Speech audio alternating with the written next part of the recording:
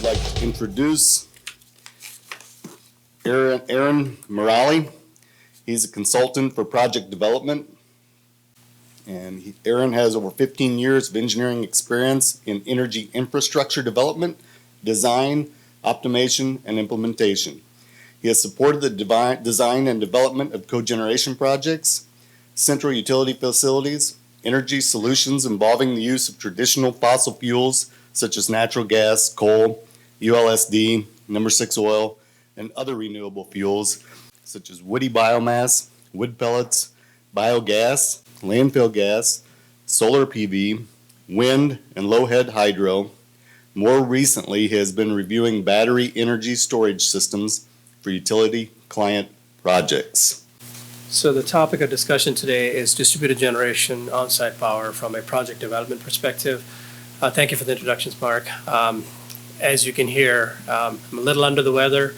My voice is a little muffled, but I'll try to take it slow. Please ask questions if I'm not clear. So project development, really what we're talking about during this phase is when a project is in its initial conceptual stage, when you have an idea of a project, all the way through when contracts are signed and executed for the engineering, construction, procurement. That's the phase of the project that we're talking about here. This is really an important phase of the project when all the parameters are identified. Essentially, you're looking at trying to understand the project goals, the project drivers are established, you identify risks, you determine the technical and economic feasibility and viability, and importantly, also understanding who the major stakeholders are and making sure they're engaged all the way through. So in many ways, it's like the NFL draft, it's going on today. Essentially what you're trying to do is make sure you get the right players for the right positions to ensure success. So in project development, you can think about it that way. You've got all these different parameters impacting a project, and you got to make sure that the right steps and actions are taken to ensure the project is successful. We've tried to put a definition of project development activities. Really, you can characterize it as a set of multifaceted actions resulting in the installation or successful installation of a power generation asset. I call it multifaceted. This is primarily because it's not just engineering, right? You think of a project, you say, oh, it's just engineering. It's not just engineering. There's finance involved. There's regulatory involvement. There's legal involvement. There's site access involvement. There's other requirements from a socioeconomic standpoint. Additionally, from an owner perspective, whoever is the owner and the end user, their management might have requirements that you have to factor in. So project development activities looks at all of these different parameters and tries to make sure the right steps are taken to make sure that the project is successful.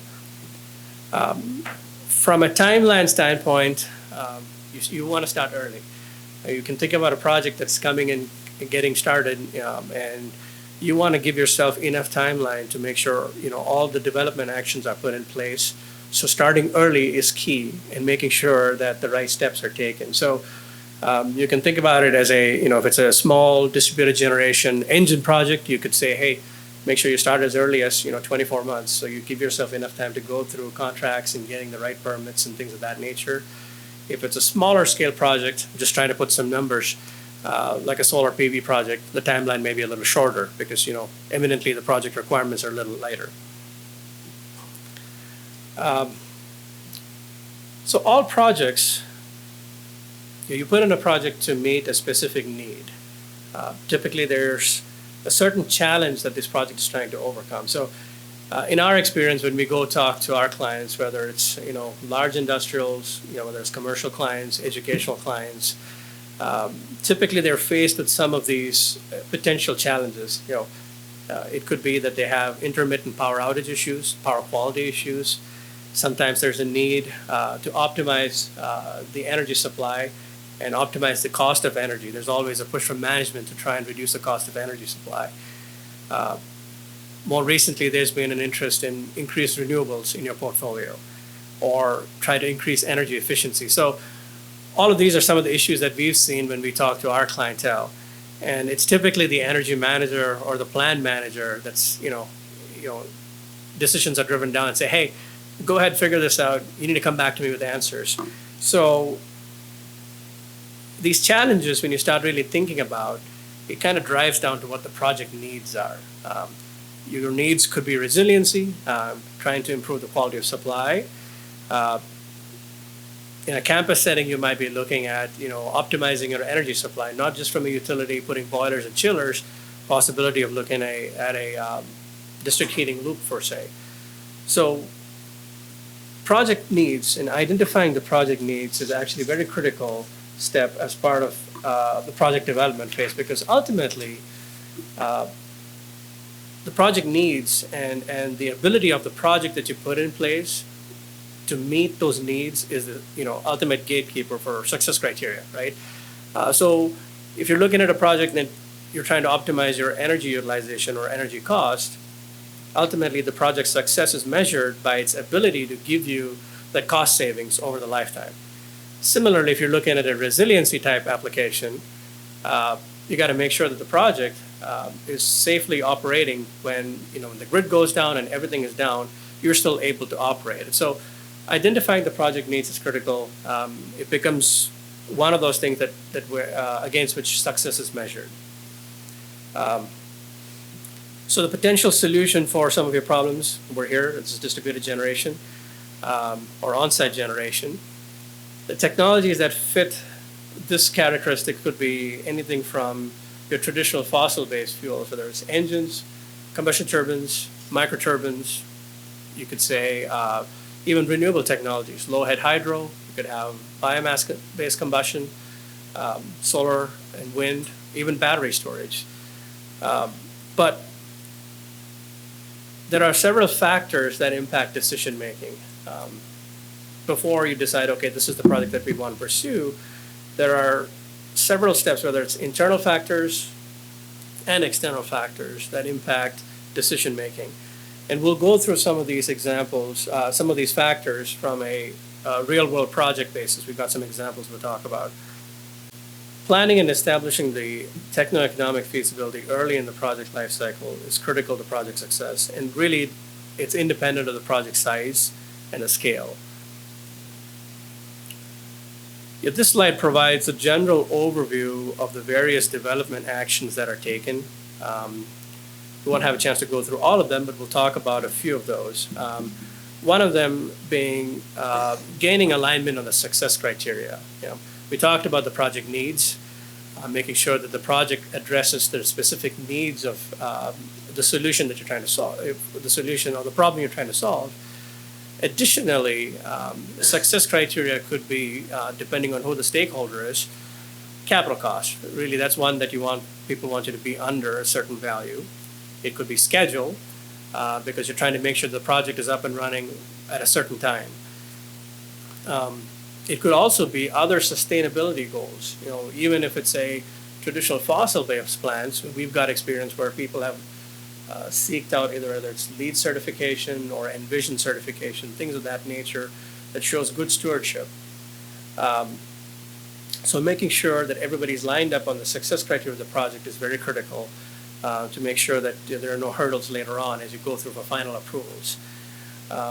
Conducting studies, feasibility studies and economic evaluation is another important step, because not only does these studies help you establish what is that technical solution that meets your need, it also gives a good feel for the different stakeholders, what the total cost is, what the expected schedule is, and the other parameters that impact the project and its overall success. So making sure that the studies are done and making sure that the economics of it is also evaluated is key.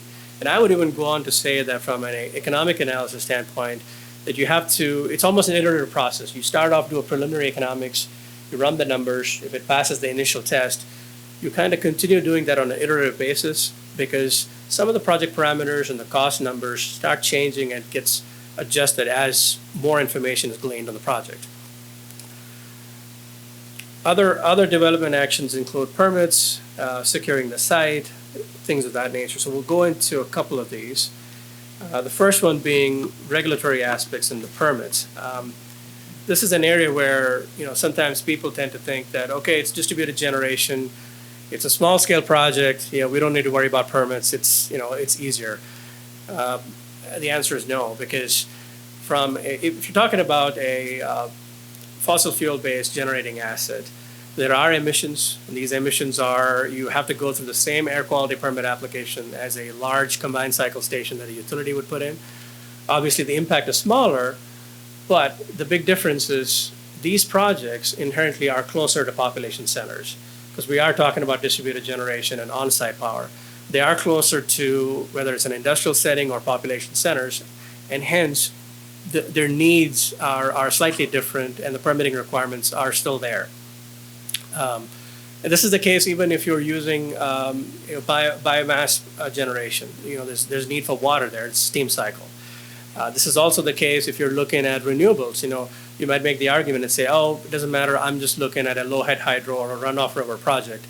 It's true, but you still have the DEQ's involvement in making sure that the impact of flora and fauna are understood, appropriate permitting activities are completed to make sure that things are in check. Solar PV, on the other hand, yes, if it's a rooftop solar in a smaller project, yeah, those impacts are very different. But if you're looking at several hundreds of kW or a megawatt scale on a greenfield or a brownfield, again, you do have to do studies to understand and make sure that there are if there's a wetland impact or a coastal region impact. So the big takeaway here is that your permitting requirements are there, no matter the size and scale of the project. It's kind of similar to a large-scale utility project. And from your overall project schedule standpoint, making sure that you have enough float in your schedule is good. Because without an air permit, you can't really begin construction. So that's basically the point here. And from an owner perspective as well, some amount of preliminary engineering dollars will have to be spent to get this permitting activity started. So that's an area where if you're working with an owner, you got to make sure that they fully understand the scope of it. Siting needs, again, especially for distributed generation, this becomes front and center.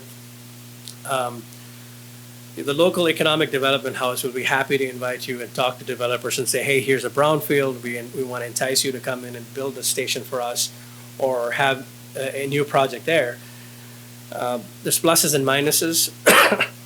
The pluses could be that they're giving you all these incentives to come in, and the site location, given that it's a brownfield, formerly may have had an existing facility. The good thing there is you have all these site utilities that's already prepped, there's roads available, potentially access to electrical interconnection and gas. That's great from a cost standpoint. On the flip side, you may have an issue with the site itself. There could be underground foundation issues. There could be issues with regard to spills and contamination that the previous owner had that you have to go back and remediate. So there's pluses and minuses there. From a retrofit standpoint, this is where typically we've had our whether it's healthcare clients or industrial institutional clients that have an existing boiler house, and which worked well for them until recently. And somebody did the economics and said, hey, we should look at a combined heat and power, or we should look at a district heating loop. Now the question is, hey, can you repurpose this existing boiler plant, or can you put in engines there? It should be easy to do, right? Well, not really, because the needs of an engine plant is very different from that of a boiler station. For one, the engines are a little bigger, depending on the size. Of course, they have back-end emission controls, the need for air, etc. So the needs are very different, and some of those requirements, as we talked about, are the parameters that you should be looking at from a project development standpoint, and there's inherent risks as well. City ordinances, that's another classic example, and noise and vibration. Depending on where you're located in the geography, there's some of these cities will tell you try to hit that 60 dBA far field noise. This is an area where we have to go back and go back to the drawing board and make sure that sound attenuating OEM provided equipment is installed. So a lot of considerations when it comes to distributed generation, because you are, end of the day, implementing a project in closer proximity to your neighbors. So that's one of the fundamental differences between this kind of a generating asset and a large-scale utility project.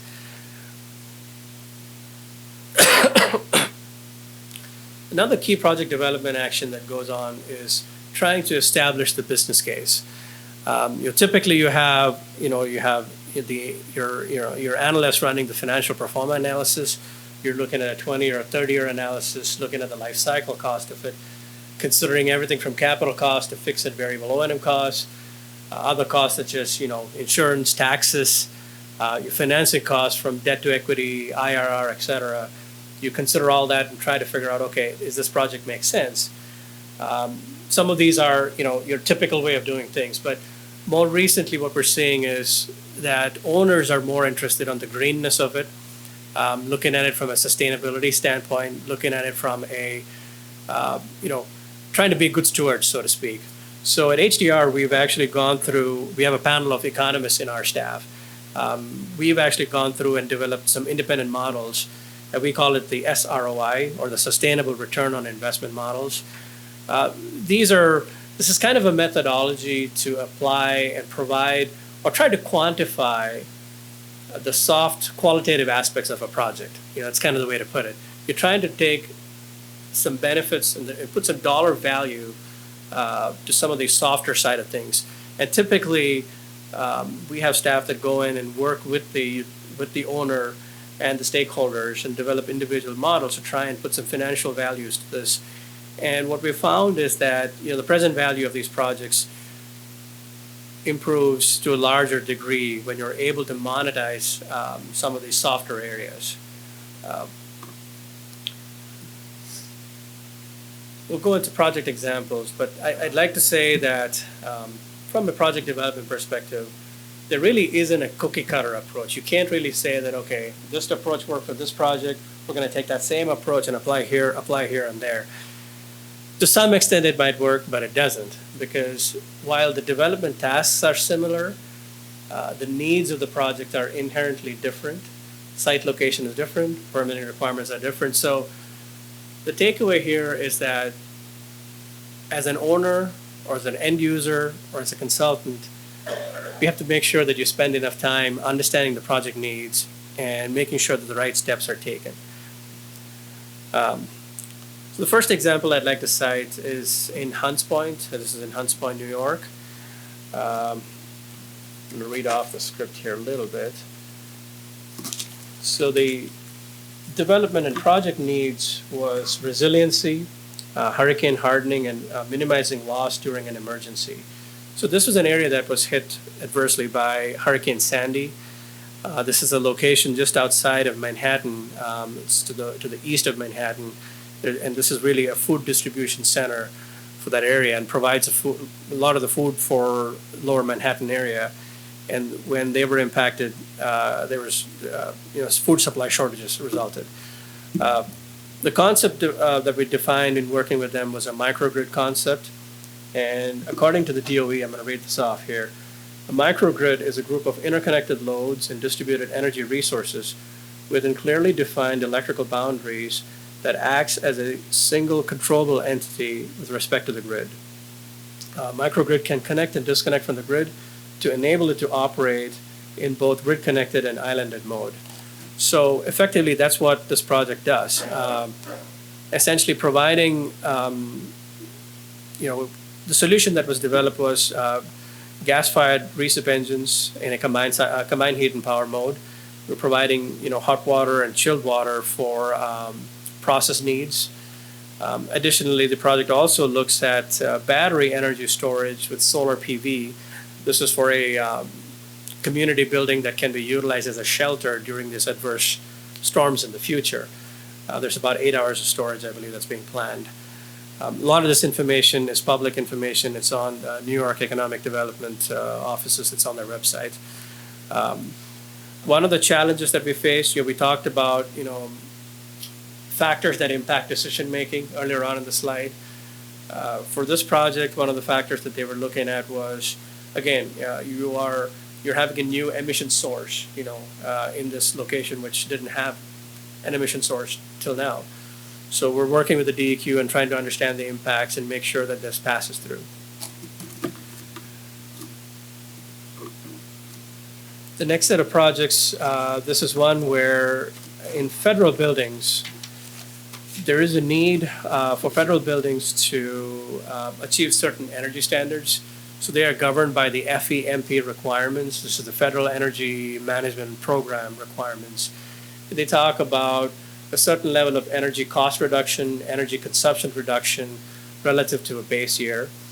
Now, some of these buildings are looking, and they've already completed some of these projects where they put in, high efficiency light bulbs, caulking, weatherization, et cetera. But there's still an opportunity for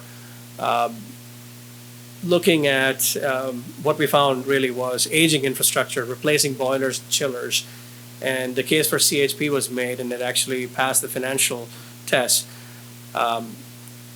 So looking at combined heat and power in these applications. And the challenge in this location was, especially at VA locations where they have patients coming in for short-term and long-term care, the last thing you want is to have, the new source of noise. So noise, again, was a big issue in some of these projects. And the way we looked at this was, putting them in separate buildings, far away from these hospital locations, but still within the campus, so to speak. And neighborhood issues, people that didn't want to see new generating buildings or even these generators in a container box that you see, these kind of solutions. So the way we had to overcome this is to look at building solutions, and in many cases these buildings had to match the existing footprint. So especially in the New England regions, there's a lot of these buildings that are in the 1950s and 60s vintage that don't really look like a hospital, that look like nice government buildings. So we had to design boiler houses that look like these nice, beautiful buildings, but that's just a requirement. So again, these are things that you find out as you go through project development, as you engage stakeholders and engage them more frequently to make sure your project is successful. This one deals with solar PV and economic development. The needs of this project had to do with economic development. The client here was in the southern states. They're tribal reservation lands. Plenty of land available, good southern exposure, good sunlight, but the need was economic development. The target here was to try and bring in new businesses, try to see that, yes, you can be green. We have green energy available. So again, we worked with them quite a bit. One of the challenges that we found here, again, going back to decision making, right? As much as land was available, as we were going through this, we found out that some of these were individual landowners, and there was a high level of uncertainty. So again, stakeholder uncertainty is the key point here, and we had to navigate some of those issues. So keeping them engaged was interesting. The last project I want to talk about was with regard to biogas CHP.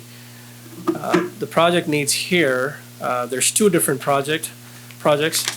One of them had to do with reliability and resiliency, and the other one had to do with energy cost optimization. We don't really think about this, but anytime you have these large storm events, there's a massive inrush of water coming into these wastewater treatment plants.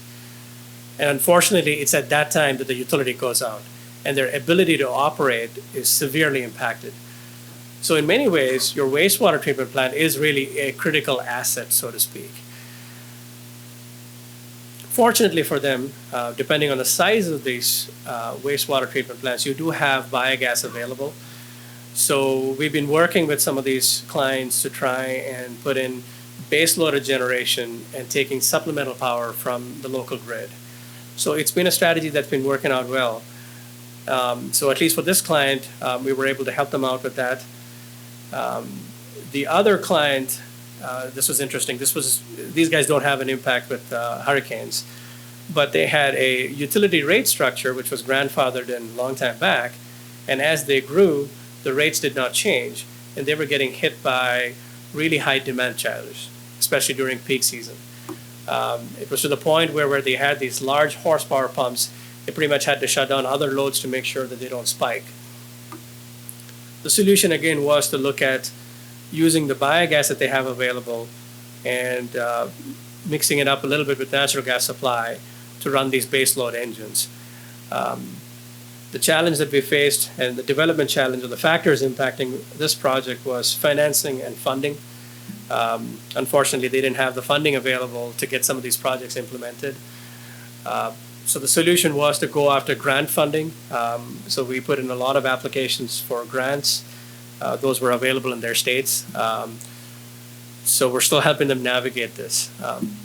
So I guess the takeaway here is, from a project development standpoint, we've talked about projects, everything from engine generators, we've talked about solar PV, we've talked about biogas. So really, it doesn't matter what the technology is and what the scale is. Project development activities are critical. I would say that you should start early, work on it aggressively, make sure all your stakeholders are engaged, and work towards a successful project. So, happy to take questions.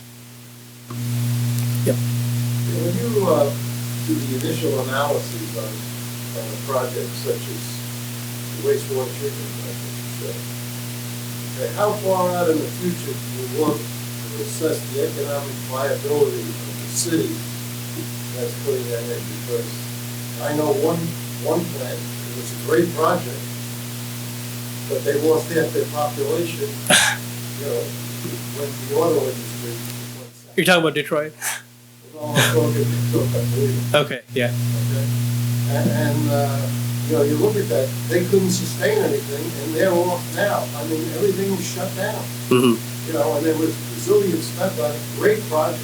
When you look at it on paper, you say, these guys are really good. Yeah. But Yeah, I guess you have to somewhat limit your analyses to the project itself. In terms of population growth and expansion or lack thereof, that's something that we really don't have a whole lot of control about, right? I mean, that's again the city's planning efforts. I mean, to some extent, you do take inputs from the city and the governing entity in terms of what your needs are.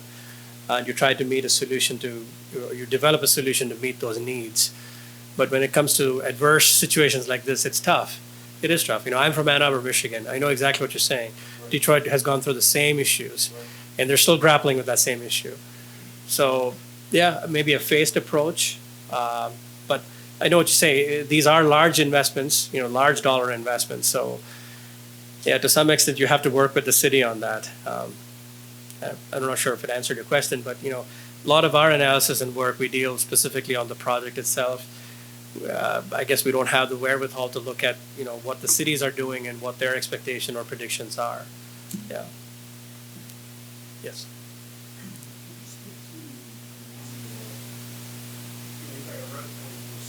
Right. So.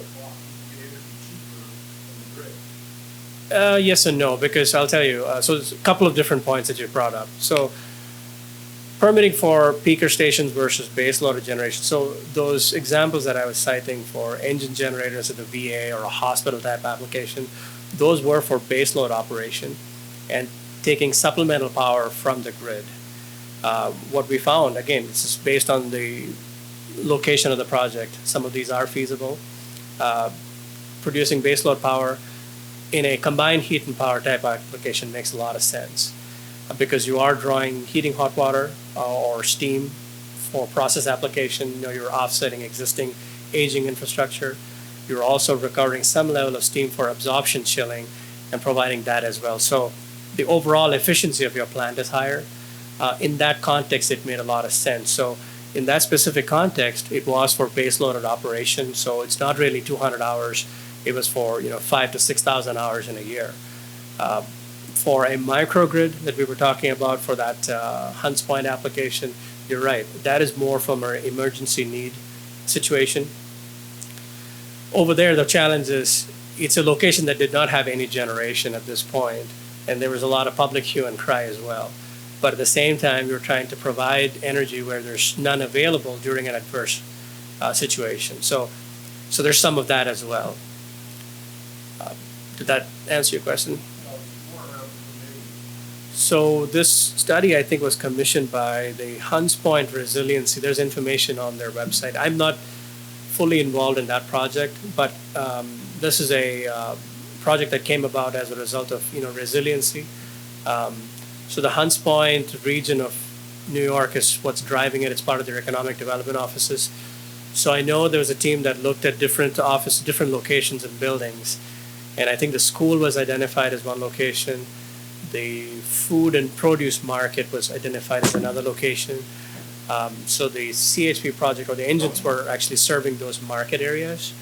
And the solar PV combined with battery storage is, I think, serving one of the buildings in a school, which would be converted to a shelter as needed. You know, different project needs are different.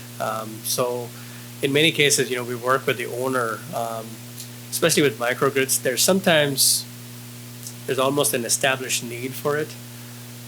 There's a desire for it, and it's not really pure numbers that make it work. So the numbers on a microgrid project may not necessarily be that, okay, it's a clear-cut case for a microgrid.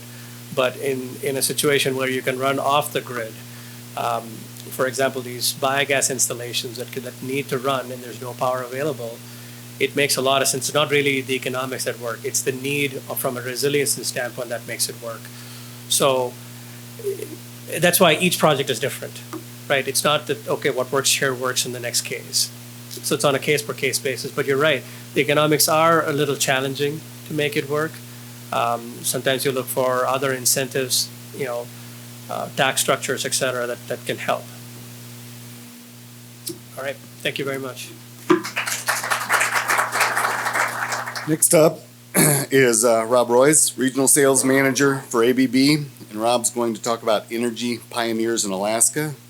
Rob has spent the last 12 years supporting the development of microgrids in Alaska, where he nurtured the growth of the remote power market through his involvement with many successful projects, such as Kodiak Island's Port Integration Energy Storage System, Truax Electric's Hybrid Energy Storage System, and more.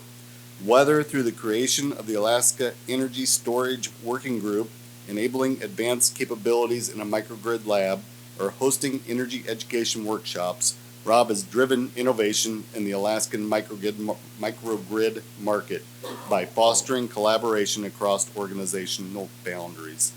Please welcome Rob.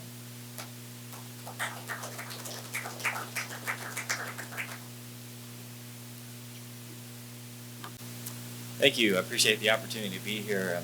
Like Mark mentioned, spent a large amount of my career in Alaska, working originally in distribution, working with the major utilities in the state. But as I worked with the other utilities, which we'll talk about, started noticing the many needs of the rural communities in Alaska and started focusing more on the microgrid space. And it was interesting, around 2008, 2009, 2010, we started hearing this word, microgrids.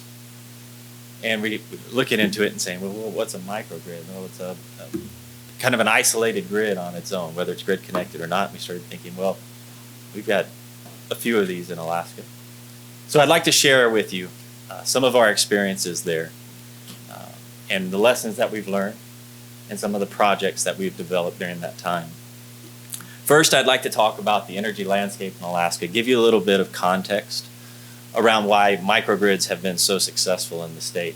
And we'll touch on some of the project details as well that may answer some of your questions about controls and balancing and how do we manage these complex systems. Because at the end of the day, a microgrid is really no different than a large grid in that we're asking of it all of the same operational objectives of a large grid, but in a much smaller scale. So as Arun mentioned, you know, it really doesn't matter whether it's a 100 kilowatt microgrid or a 10 megawatt microgrid or a large grid connected system. Ultimately, many of the same objectives, many of the same requirements, the permitting, the regulatory, the project development aspects of it, all are the same, even if it's a 50 kilowatt microgrid. And we'll even talk about some that are that small. In terms of Alaska, it's a large state. Anybody here from Texas? All right, I just want to know who I'm going to offend, because in Alaska we like to say if you took the state and you split it in half, Texas would still be the third largest state. A vast geography with a limited population of around 750,000 people. So if you look at the map, you can see that most of the population is centered in what we call South Central Alaska, specifically in Anchorage. And along there north, you get to the Matsu Borough, and then above that, Fairbanks. Actually, I should say in the Matsu Borough is Wasilla. I used to not be able to mention Wasilla until a few years back, but now most people know where Wasilla is. So most of the population, in fact, well over half of the population is right there in the middle of the state, and the rest of it spread throughout. So as you can imagine, and I hope you can see this slightly darker red line in the middle of the state there, that's our transmission grid. It's a roughly speaking 800-mile radial transmission feeder from Fairbanks, Alaska, down to Homer, Alaska. And it makes sense. That's where the population is. It's nice because it's also located near Cook Inlet. You can see the little body of water that hooks into South Central Alaska, where a lot of our natural gas resources are. So when you look at the production of electricity in the state, you see a lot of hydro, and you see a fair amount of natural gas, which is pretty good. Actually pretty affordable, all things considered. But that really only gives you half of the picture, because that relatively small non-hydro renewables and petroleum and coal-fired generation is mostly spread throughout the rest of the state. In fact, we've got over 180 communities that operate isolated microgrid systems. So when you look at fuel usage by region, some of the costs begin to kind of formulate in your mind. Hydro and natural gas, yes, relatively affordable, but actually limited availability. All limited to the rail belt, which is what we call our transmission system. It follows the railroad. And then the lower panhandle and coastal communities that have some hydro resources. Outside of that, even Fairbanks is largely dependent on diesel-fired and coal-fired generation, and the rest of the communities as well, diesel generation. So when you look at the costs of electricity in the state, they vary wildly. You've got Anchorage down near the bottom of the scale with the most affordable electricity, roughly speaking around 15, 16 kilowatt or cents a kilowatt hour. Fairbanks is around 28 or 30 cents a kilowatt hour. And those are the affordable communities. The others go up to $1.80 plus. That's, again, half the story. That's electricity. You wouldn't want to heat your home in Alaska with electric power at $1.80 a kilowatt hour. So they're using diesel fuel to heat their homes as well. And again, the costs vary wildly. The natural gas availability in Anchorage making it very affordable compared to a place like Nome, heating their fuel home with diesel fuel. To add to that, diesel is extremely volatile. It's been a little bit more stable in the last few years since this snapshot was taken. But in the years centering around 2008 and 10, we saw prices that varied from a couple of dollars a gallon to $4 to $8 a gallon, depending on where you were in the state. These are just the cost of the fuel.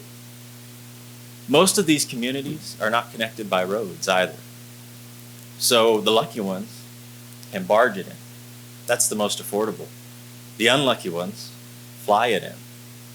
And you can see that the cost of generating electricity skyrockets dramatically. Not only that, but these are small communities with extremely limited buying power. The best aggregate their resources and try to purchase with other communities near them. But at the end of the day, almost all of them are buying seasonally, and it's often like playing the stock market. If they buy fuel today, tomorrow it may be $10, $50, $1 less, or it could be twice as much as it was. And that's for fuel that you're getting in 6 months. So these are communities that have been highly incentivized to pioneer new technologies, to wean themselves off of the diesel fuel that largely contributes to their power generation. During that time, we've looked at a lot of different technologies. Arun talked about some of the more conventional ones that are pushing into new areas. These are communities that have been driven to look even farther. in the early 90s, some of the communities started adding in wind turbines for the first time in Arctic Alaska. There's interesting things that we learned from that process. There's technical challenges, of course. Those are the obvious ones, I think. The others, though, that weren't quite so obvious and maybe we should have been prepared for but weren't, were icing of the wind turbine blades, dramatically reducing their output, maybe even causing them to stall entirely. Funny enough, some of these challenges were overcome with relatively simple innovations. The iced wind turbines, we painted black to absorb more solar energy and to facilitate the ice being melted off of the wind turbines. But then there were others that have more complex and more sophisticated technologies that need to contribute and overcome these challenges. Some of these have been capturing the waste heat from the diesel engines and now using that to heat the schools or the community buildings or the laundry facilities. Distributed, or not generation, but loads. We have many dispatchable loads in the communities where they're boilers that can take excess wind energy or excess electricity so they can run their diesels at a more optimal level and then utilize that for heat as well. But of course, there was always kind of this holy grail. And it was, can we turn the diesels off? And how would we do that? Because in theory, the more you can displace the diesel fuel consumption, the better the cost of electricity to the communities. And we always talked about this black box. Literally, we talked about a black box. And ultimately, I think we all kind of wrapped our minds around energy storage. That was going to be the answer to the question. Now, 15 years ago, when we first started doing these sorts of projects, energy storage certainly wasn't where it is today, both in terms of technology and the accessibility of it, but also the affordability of it. So we originally started working with flywheel energy storage because it was a proven technology, and it was a technology that enabled us to reach higher contributions of renewables. On their own, just putting renewables with these diesel-powered systems was relatively simple, but you reached a point of stability, or instability rather, around 25% or so, where you couldn't exceed that without destabilizing the system and causing it to crash. Flywheels, being a power-oriented device, enabled us to reach up to about 80% renewable energy. Of course, that's kind of opportunistically. You can't do that all the time. But it did enable us to see the horizon of how can we take these systems and push the technology boundaries that we have today. And thankfully, lithium-ion has followed the trajectory of solar and has become much more affordable. And today we're deploying energy storage systems in these types of microgrids so that we can actually turn the diesels off. Ultimately, what it means in Alaska is that renewables make sense. It's obvious, really, that they make financial sense. We talk about the economic and financial challenges of having a microgrid and a grid-connected environment where your cost of electricity is single cents. Well, when it's $1.80, or even when it's 50 cents, microgrids, as we think of them with high penetration renewables and energy storage, are a much easier financial business case. But the other flip side of it is these power systems in these remote communities fly in the face of their culture. These are cultures and communities that pull their food from the sea, that hunt for their daily living. And to have a noisy diesel engine with its pollution and with all the problems of supply chain for diesels and storage of the fuel, it went against their cultural sensibilities as well. And one of the things that I think really highlights this is the fact that you would think the critical portion of these systems is the Arctic temperatures. If we've got electricity and we're using it in our homes in the winter, then obviously that's when it's most important, when it's negative 50, 60 degrees outside. Well, again, though, they're heating their homes with diesel fuel. So actually, the critical component of these power systems was in the summer. And the reason why? They had all bought their freezers. And all of their hard work of catching the fish and getting a caribou or harvesting a whale is in that freezer. And if these systems go down in the summer and that freezer turns off, their sustainable culture goes away. We've been fortunate to work with a number of these communities, taking these systems to the next level. And I'd like to share with you a number of these projects. Some that are relatively old, some that are relatively new, some that have minimal penetrations of renewables, and some that have what I'd like to think of as maximum capacity. As I go along, I may gloss over some details. I'm not going to get quite as deep as Arun did into some of the projects, but feel free to stop me at any time to ask questions. One of the oldest projects that we have is actually located in Fairbanks, Alaska. Fairbanks is one of the larger communities in the state, but it is on the north end of the transmission rail belt. And as it happens to be at the end of any feeder, they kind of get the short end of the stick in terms of voltage problems, stability issues, and they had a lot of frequent outages, to say the least.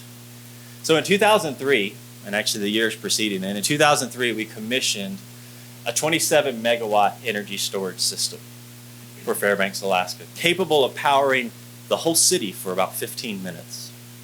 It actually held the Guinness Book of World Record for the world's most powerful battery at 40 megawatts for a number of years. That's long gone now with the way that batteries are going these days. But an incredibly innovative project that drastically reduced their member outages and increased their safety scores on the system. Probably one of the best examples of the benefits of the energy storage system for Golden Valley Electric was on November 30th when a 7.0, which was actually upgraded to a 7.2 earthquake, hit 6 miles outside of Anchorage. So as you can imagine, in what is ultimately a very weak grid system, the power systems in Anchorage started to collapse. And of course, those collapses cascaded down the rail belt. The entire rail belt went black, except for Golden Valley Electric. They had the energy storage system that kept the system up long enough to bring on their coal-fired and their diesel oil-fired generation. And they were able to then contribute to the grid coming back up more quickly than it would have otherwise. So they continue to use this energy storage system even today. And now we're talking about how to augment it. How do we grow it? How do we use it to increase our renewable contributions to the state? A great project by a very early innovator in Fairbanks, Alaska. Even earlier than that, Kotzebue Electric was adding wind turbines to their very small 3 megawatt power system. Kotzebue is located just above the Arctic Circle in northwest Alaska, and they regularly see negative 60-degree temperatures. So even though they're on the coast, they have some of the most affordable power prices in the state because they have the ability to barge in their fuel. They decided early on to invest in renewable energy to reduce the costs of power to their community. So they have added slowly but surely a number of wind turbines, ultimately 19. And by last count, if I recall correctly, there's about 4 different manufacturers in that 19 turbines. Some of them as small as 100 kilowatt, up to as large as 900 kilowatt today. And to your point, that's some of the challenges that they've had. I love Kotzebue. They've been early pioneers for the state, but their system is something of a Frankenstein's monster. Controls are one of the key technologies that brings all of that together. And it's by balancing the load with this intermittent renewables and their conventional generation, they've been able to get to the penetration of renewables they have today. They've added in a 1 megawatt energy storage system, which is the other great technology that bridges the gap between old energy and new energy, or renewables and conventional generation. So today they're planning on going diesels off in the coming year by combining those sophisticated controls that monitor the system as a whole, not just automatic generation dispatch, but load balancing, utilizing the energy storage to bridge the gap and to fill in the space that is created by that variable renewable energy on the system. And I'll show you some graphs from similar communities later that talk a little bit more in detail how we're able to do this. Kodiak Electric is another shining example in Alaska of a fantastic system with high contributions of renewable. That's as long as you count hydro as renewable, and in Alaska we do. They started out with 80% hydro, which is a great resource. One of the most stable energy prices in the state. But the balance was diesel. And so early on, their progressive board decided they wanted to transition to 90+% renewable power system. So you can see they added 3 GE wind turbines for a total of 9 megawatt of wind power on the system as well. Now, in this very small grid, which peaks about 26 megawatts, 9 megawatt of variable renewable energy is a very large impact to the system. It created a lot of instability, and unfortunately, what some of these communities find when they reach higher penetrations of renewable and they're trying to displace diesel fuel is that they either don't displace any at all, or maybe they even use a little bit more because now they're using the diesel engines to follow that variability as well. So they installed an energy storage system, an advanced lead acid system, to help manage some of that variability on the system.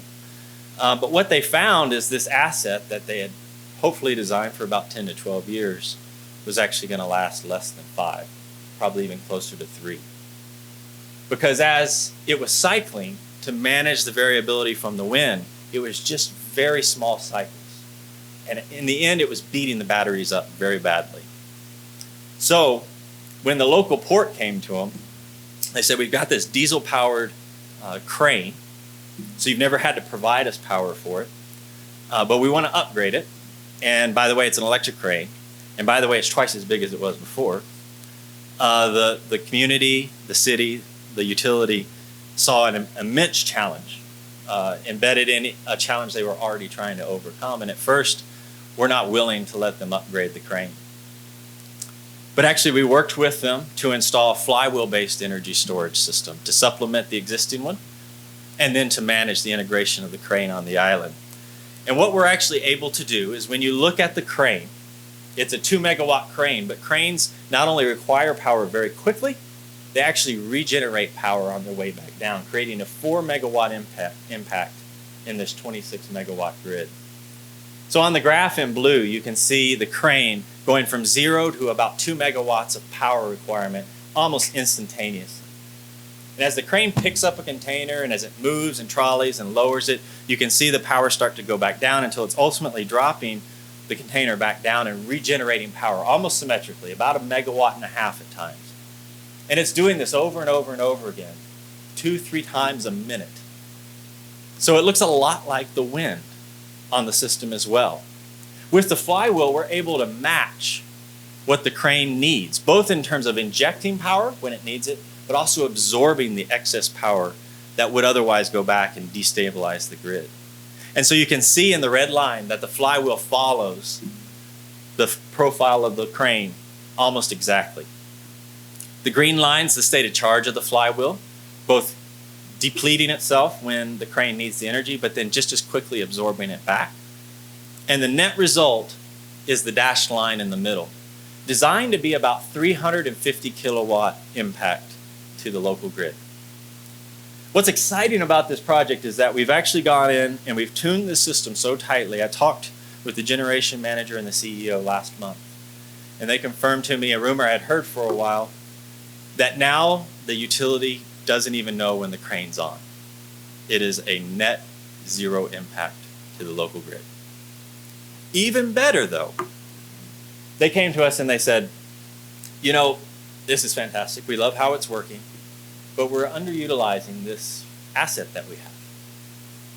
What could you do to help us manage the wind on the system and to take some of that duty cycle off of the battery that is being rapidly depleted of its life? And so we went in, we actually did it remotely, where we went in and we tuned the system to also support the frequency regulation requirements on the total grid. Here we're not matching, but we're mirroring what the wind is doing, injecting and absorbing power as quickly as the wind ebbs and flows. And you can see the wind as a net result to the frequency in the dashed line here and in the red, the flywheel contributing an opposite to manage that system. And we're doing both of these functions at the same time. Today, Kodiak Electric operates at 99.9% renewable energy annually. The 0.1% is the minimum runtime requirements for the diesels to make sure they still operate when they need them. Yes, sir. It's a little bit of all. So great question. We don't manage the whole island, so we are responding primarily to the crane and to the grid frequency reference. But it is certainly both the primary response of the flywheels, the capability to respond in 2 milliseconds to these changes on the system, but also the close coordination that we have between the automation of the crane and the automation of the power store flywheel system as well. Does that answer your question? Absolutely. And in these microgrid settings, generally what we found is without controls or energy storage, you could push a system to low 20%, 25% renewable contribution. With controls or energy storage, you can typically get 50% or so. Either one, pretty much. With both, and we'll talk about this later, we're turning the diesels off and operating at 100% renewables. But I see the automated controls and the energy storage as the two key enabling technologies for these 100% renewable systems. Absolutely. And actually, here's a good example. This is our largest utility in the state, located in Anchorage, Alaska, Chugach Electric. To give you an idea of the transmission rail belt, it's about 550, 600 megawatt peak. Most of that exists here in the Anchorage Bowl with Chugach Electric. So they're our biggest utility. They're massive at 80,000 meters. And they installed 17 and a half megawatt of wind power on an island just off the coast. And it severely destabilized their grid. So in a pretty large, what should be the most stable system in Alaska, 18 megawatt of wind largely destabilized that. And what I found is it's a 5 megawatt per 0.1 hertz bias. So the grid fluctuates by 0.1 hertz for every 5 megawatt that comes on or off of the system. So actually a fairly significant impact to their grid. So we worked with them to install a hybrid energy storage system. And what I find interesting about these sorts of projects is often the outsized impact that energy storage has on these types of systems. Because if you look at an 18 megawatt wind farm and trying to manage the variability introduced by it, off the top of your head, you might throw a pretty large number at that for energy storage. Should it be half? Should it be all? Should it be an 18 megawatt energy storage system to manage those impacts? And in fact, the answer is that it's not nearly that. Because the hybrid energy storage system we installed here is 3 megawatts. 1 megawatt of flywheel and 2 megawatt of battery energy storage. Now we combine those technologies here largely based off of the lessons learned from Kodiak Electric, because we could absorb the duty cycle of managing that frequency variability with the flywheel, but have the batteries for larger energy events, larger system trips or generation trips on the system. And what we found is that the flywheel manages about 75% of the duty cycle, or the very shallow charge-discharge of the system, while the energy is 75% of the energy is provided by the battery energy storage system. So what we're doing here is managing the ramp rate to 2.5 megawatts per second so that their thermal generation can follow it more effectively. And we took the system from 49,000 minutes of ramp rate excursions per year to less than 20 with 3 megawatts of energy storage. The outsized impact is very hard to overstate. In Fairbanks, Alaska, at the University of Fairbanks, we have the Alaska Center for Energy and Power. It's an interesting laboratory in that it's a microgrid lab, but unlike a lot of labs, it is a physically built system almost all of the components are designed to be like the community of Kokkinok, Alaska, with a hybrid system of wind, diesel, battery energy storage, and solar. And you can literally come into this lab, plug in your flywheel or your hydrokinetic turbine, your energy storage system, any component that you might want to add into a system, and physically test it. They even have, I like to call it the bomb room, because they built out back a massive steel structure where they create physical faults on the system to see how these technologies respond. The backbone of that system is the ABB power conversion system that enables them to turn the diesels off and to operate 100% renewable energy. And so they configure this lab in many different ways to accommodate different vendors and technologies and manufacturers to come in and test their systems before they're deployed out in the remote parts of Alaska. I mentioned Kotzebue Electric earlier, and this was one of the hard lessons that we learned at Kotzebue, because they bought a flow battery. And despite all the warnings, because I like to tell people, when you come to Alaska, the first question they're going to ask you is, your equipment designed for -20? And the good vendors, they're going to say, yes, absolutely, it's designed for -20. And the second question is going to be, well, what about -50? Because that's what Kotzebue has, is -50 to -60 degree weather on a regular basis. So before we had the lab, they purchased a flow battery. And despite all those warnings, when the flow battery arrived, it was built out of Schedule 40 PVC. It never operated. It was shipped all the way to Kotzebue and then all the way back home because it couldn't operate in the Arctic temperatures. Now that's one of the more obvious ones, but the more technical ones we can test here in this lab before we deploy them in the nether regions of the state and avoid some of those obstacles that would otherwise be there. Couple more for you.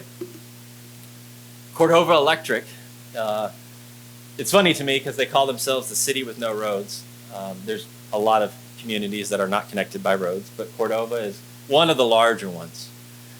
They have a great hydro resource. And in fact, they do run primarily on that hydro during the high season. But as they reach into the shoulder seasons, they do have to start to turn their diesels on, especially as their load grows, because they have a lot of seafood operation there with canneries and such. And as they are in that shoulder season, they often have to actually curtail 50% of their run-of-the-river hydro. Not 50%, sorry, 500 kilowatts of their run-of-the-river hydro, so that they can maintain a stable grid with enough spin reserve. And now they're turning on their diesels, which has always been a bit of a rub for them, as you can imagine. So in June, we're commissioning a battery energy storage system that will enable them to run with those diesels off much longer, with the energy storage system providing that spin reserve and that frequency response capability that they wouldn't be able to get from the hydros. But they're taking it a step further. They're working with the Grid Modernization Lab Consortium, which is a bunch of national labs, on what's called the Radiance Project, and I'm not going to even try to remember what Radiance stands for. But with the $6.2 million grant, taking that energy storage now, and they're fortunate in that they have hydro at one end of their system and hydro at the other end of their system, the diesels and the battery in the middle. They're going to take that microgrid and create a reconfigurable microgrid. A microgrid that can split itself in half, for instance. If a tsunami warning should come, they would have a lower land microgrid operated primarily off the hydro with the benefit of the diesels on the system. And the upper side, its own microgrid with its hydro and the battery energy storage system. But not only will they split those two in half, it's reconfigurable even still, where they'll actually take, and in the worst case scenarios, create an express feeder from the battery energy storage system straight down to the hospital as the final reserve of a microgrid within a microgrid. From there, they'll be able to black start the rest of the system and continue to bring it up, increasing the resiliency and the reliability to their most critical assets. A fantastic project. They're in year 1 of 3. So the nested concept will continue to grow from there. I think 2 more examples. Deering and Buckland are very small communities located just south of Kotzebue Electric. So they're just south of the Arctic Circle. And you can see just how small they are. In fact, Deering has an average load of about 60 kilowatts. And its peak load, 142 kilowatts. So people are often asking me, how big is a microgrid? Well, here's a really small one, and there are smaller yet. And we're doing the island of Aruba, which is 134 megawatts. And that's some of the beauty of microgrids, is that they scale. As your community grows, as your load grows, as your system changes, microgrids are set to evolve with that in a way that our centralized power grid was never really designed for. So these communities are actually working to turn their diesels off as well. They originally installed a large amount of wind energy on the system, and they were one of the unfortunate few that found no fuel displacement benefit because they were having to manage that system with the diesel power instead of being able to turn it off or reduce it. Thankfully, they were not deterred. So they're installing also 50 kilowatt of solar, energy storage, and the controls to manage and automate that all. The controls, aside from balancing the load with the generation and managing the variability introduced from the renewables, is also a key component in these types of communities because there tends to be limited human capacity. At best, the powerhouse is maintained, the oil is changed on a regular basis in the engines. At worst, nothing is done, and typically it's somewhere in between. So to have a system that automates that process, that gives you remote capabilities to dial in and help do some diagnostics, is key in these type of communities to enable this more sophisticated control and automation required to get to 100% renewable operation. So these communities are working together with Kotzebue Electric, and this summer we'll have installed the solar, the wind, the batteries, and the controls to operate in diesel-off operation. So finally, I'd like to share with you one more example of a graph that I actually find extremely exciting, and I hope you're as excited to see it as me, but that may show you the geek in me when it comes to microgrids. I often tell people microgrids are kind of like a cult, because if you get us talking, we're never going to stop, right? The Chanonik Wind Group is a group of 4 communities in Southwest Alaska that came together to pool their resources and to work toward high penetration renewable systems. And so in these 4 communities, they've slowly installed an overcapacity of wind, upwards to 300% of their load, with the intent of turning their diesels off.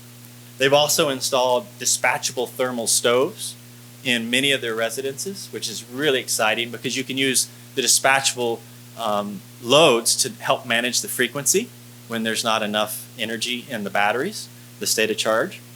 But then they've also added in energy storage, and then of course the controls to work diesels off. And this is what it looks like. Hopefully you can see this. It's a relatively small screen, but in the top graph, you see the blue line, which is the diesel. Standard operation for these sorts of communities. And in the orange, you see the wind at minimal, and it begins to rise, providing more than enough electricity for the load. So as that wind increases on the system, the demands on the diesel increase as well, and you can see in the bottom graph the frequency. And it begins to expand as the wind comes up and as the diesel manages that variability on the system. For these remote communities, this is perfectly acceptable, but with the goal of turning off the diesels and displacing as much fuel as possible, we're going to allow the thermal stoves to begin help managing that frequency until ultimately we have the stated charge in the battery, and we're positive that there's enough wind resource that we can turn the diesels off. And in the top graph, you see the blue line stops. There we've turned the diesels off. You see the variability from the wind going up and down, up and down, up and down, all over the place. The load's doing something similar at a smaller scale. And so you would imagine that the frequency would actually continue to expand or operate at that outside boundary of the bandwidth there. But in reality, the energy storage system forming the grid, reacting in 2 to 5 milliseconds, manages the frequency much more capably than the diesel engine. Now this is a 45-hour window, so it's not high resolution, but the difference between the diesel managing the frequency of the system, and the battery managing the frequency of the system is start. A very stable system in a high penetration renewable, maximum penetration renewable operation. So the results in the first year of that operation were that the diesels contributed almost 60% to the power of the community. The wind, really combined with the BESS, contributed about 40%. And the diesels operated 17% of the year, or were not operated 17% of the year, for nearly 1,500 hours. Now, this first year had its own challenges and obstacles as well. There were some distribution problems. Actually, one of the diesel gensets went down, and the battery was not available for 2 months of the year. So in 2018, with the battery fully available, the distribution and the generation challenges overcome, they operated for the first quarter 50% diesels off, or 50% renewable operation only. As you can imagine, the economic benefit to these communities to reduce their diesel consumption 30% annually overall is tremendous. I was fortunate enough to have Senator Lisa Murkowski, who is the current chair of the Energy Committee, to come out to Gwigillingok, where we were operating diesels off. And we walked around, and there are boardwalks everywhere because you don't walk on the tundra, it's too soggy and messy. We're walking from boardwalk to boardwalk, from the community center to the school, to the batteries, to the wind turbines.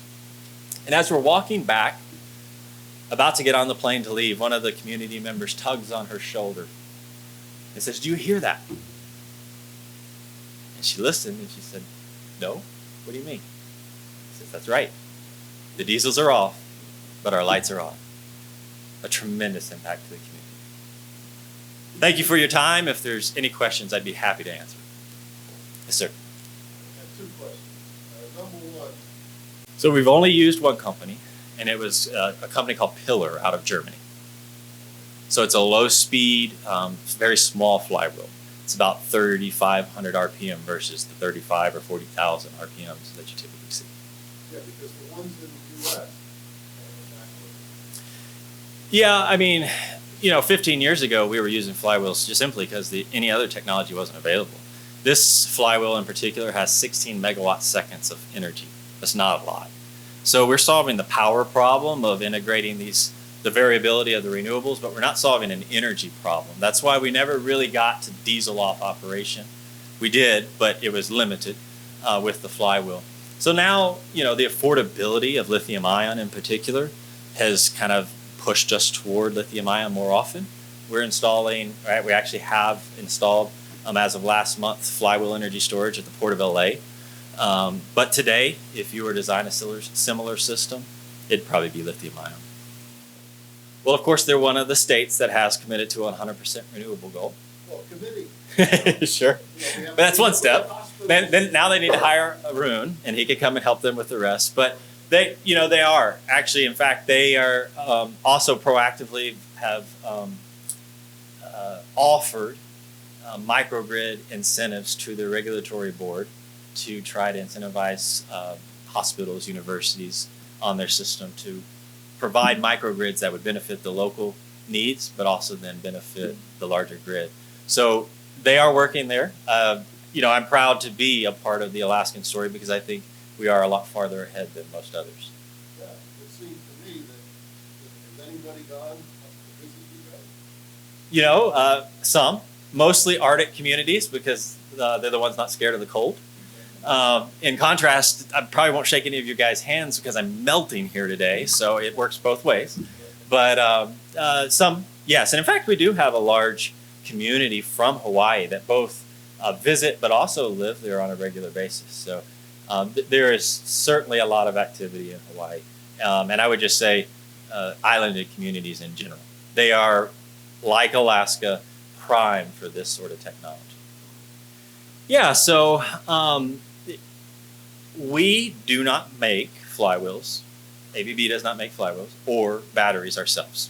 So, we are often looking to our OEM partners to help us with that sort of modeling. In particular for lithium ion, they all have their own internal, very top secret sauces and models that contribute to the life cycle evaluations of those chemistries. I mean, obviously for a flywheel, it's a mechanical device, but other than that, it has an infinite life. It floats. It has magnetic bearings. You fill it with helium to lube the environment. It's got a grease bucket, but other than that, there's minimal wear and tear.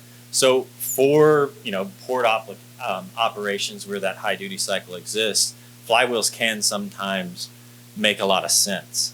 Now, what I'm told by our OEM suppliers for lithium ion, though, is that unlike lead acid batteries or more traditional chemistries that have a limited cycle life, and it doesn't matter if it's 100% depth of discharge really, or if it's 10%, it's still the 5,000 or 6,000 cycles total that they're gonna last. Lithium ion with shallow discharges has an exponential cycle life.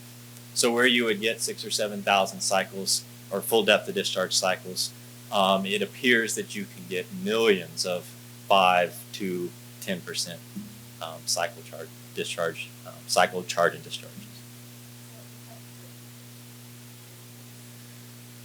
Lithium ion still in terms of, I don't know of a energy storage system, especially in a high penetration renewable environment, that has the track record that flywheels do. So we're still waiting to see some of that data prove itself out. Flywheels inherently are power-oriented devices versus lithium ion being energy devices. So it comes back to some of the project objectives that Arun was talking about. What are you trying to solve? And I like to think of them as the real power versus the energy problem. And a lot of the exercises we do in front of these projects is to properly dimension those two to make sure you accomplish your goals in an economic way. Golden Valley came to me and they said, "Hey, can we do this with a battery?" I said, "How much money do you have?" So that's often the question that it boils down to. Any other questions? Well, fantastic. Thank you for your time.